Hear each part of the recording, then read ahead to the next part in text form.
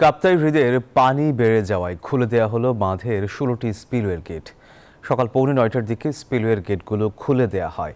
শনিবার বাংলাদেশ বিদ্যুৎ উন্নয়ন বোর্ডের ম্যানেজার এটিএম আব্দুল জাহের বলেন, কাপ্তাই হ্রদের পানির 108 ফুট মিন সি লেভেল অতিক্রম করলে স্পিলওয়ের গেট ছেড়ে দেওয়া হবে।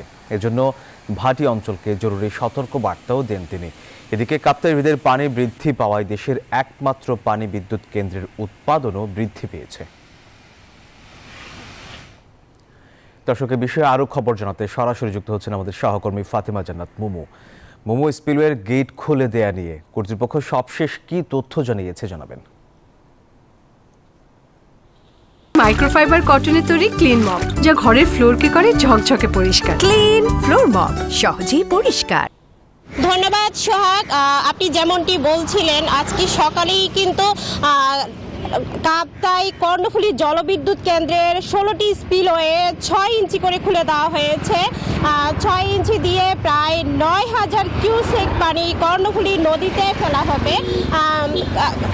যেহেতু পাহাড়ি ঢল টানা বৃষ্টি অব্যাহত রয়েছে, সেজন্য বাঁধে অতিরিক্ত চাপ নিতে হচ্ছে। কাপ্তাই হ্রদে পানি আছে প্রায় 108 ফুটের কাছাকাছি, যার কারণে কাপ্তাই হ্রদের পানি ছেড়ে দিতে বাধ্য হয়েছে বলে জানিয়েছে কর্তৃপক্ষ। কারণ হচ্ছে প্রতিনিয়ত বৃষ্টি হচ্ছে, পাহাড়ি ঢল নামছে, কাপ্তাই হ্রদের পানি অস্বাভাবিকভাবে বৃদ্ধি পেয়েছে। কাপ্তাই হ্রদের পানি বৃদ্ধি পাওয়ার কারণে কাপ্তাই হ্রদের আশপাশে যে বাসিন্দারা আছে তারাও প্লাবিত হয়েছে এরই মধ্যে।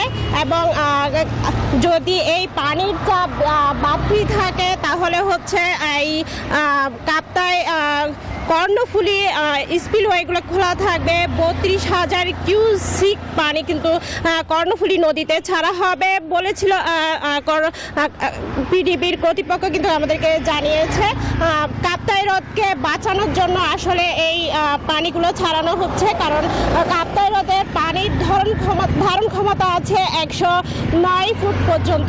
তো রাঙামাটি থেকে এই ছিল আমার কাছে সর্বশেষ তথ্য। ফিরে যাচ্ছি স্টুডিওতে। সোহাগ।